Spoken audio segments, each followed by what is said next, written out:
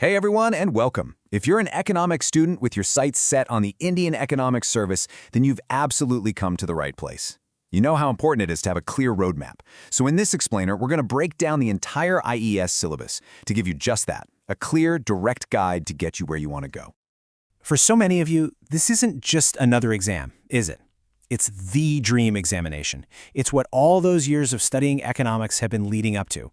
But you know, a dream that big, well, it needs a rock-solid plan. So, let's get into it. I think this is the perfect way to look at what we're doing today. You know the destination. It's the syllabus. And this is your step-by-step navigation, showing you the smartest route to get there based on what the people grading your paper are really looking for. Right, so every great quest starts with a map. And for the IELTS, your map is the exam structure itself. You've got to understand it before you can conquer it. It's step one. So here's the big picture, the lay of the land. The exam is made up of 6 papers. You've got General English and General Studies, both worth 100 marks. And then you have the core of the exam, the real heavy hitters, 4 separate economics papers, and each one is worth a huge 200 marks. So when you do the math, what does that add up to? A massive 1,000 marks just for the written examination. This is it. This is where the bulk of your effort is going to decide your future.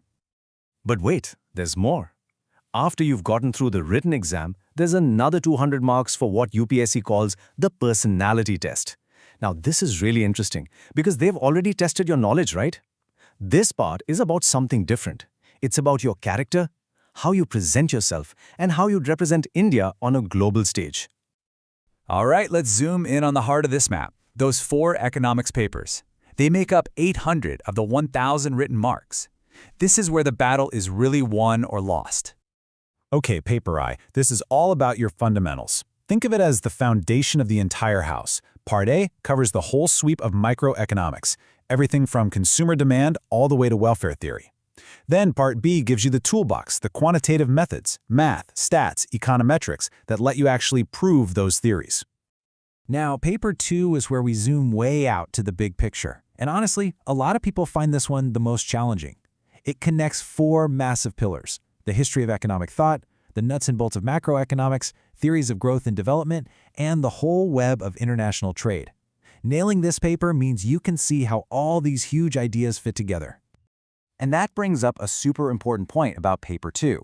It's not enough to just know what a theory is. You have to be able to compare and contrast them. For instance, take the mercantilists. They saw wealth as this fixed pile of gold, a treasure to be hoarded. But then the classical school came along and said, no, wealth is something you create through production in a factory.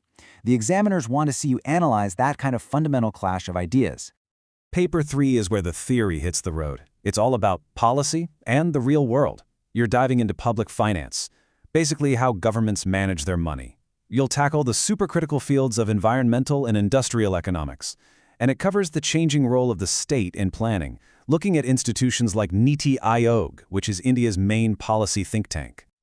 And finally, we get to the Indian economics paper.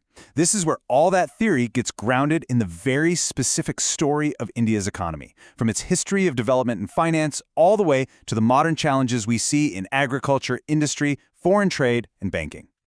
So, we know what's on the map, we can see the terrain, but how do you actually navigate it efficiently?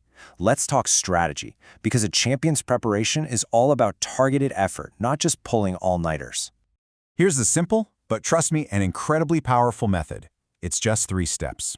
First, you deconstruct that huge syllabus into about 250 individual topics.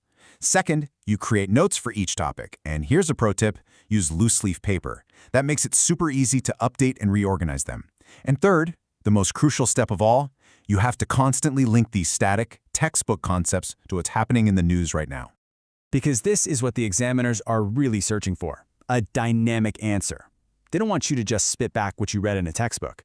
They want to see that you get the core theory, sure, but that you can apply it with a 360-degree analysis of what's happening in the world today. So it really boils down to this simple formula. Your structure, your foundation, comes from the textbook. But your content, the examples, the analysis, the flavor, that must come from the real world. This is the secret sauce for getting those top marks. Let me give you some real concrete examples of how to do this. When you study the World Bank and IMF, you should be connecting it to their 80th anniversary. When you talk about the WTO, you should analyze its relevance today. You link industrial policy to things like the Make in India initiative and global supply chains. And when you cover urbanization, you talk about smart cities. See, this is how you make your answers come alive.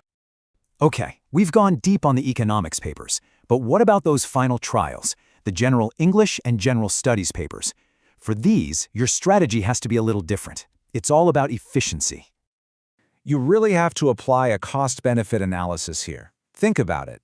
With 800 marks sitting in those economics papers, that's where your time gives you the highest return. For the general papers, the goal isn't to be a literary genius or a history buff. The goal is to be solid, to secure enough marks to comfortably clear the cutoff.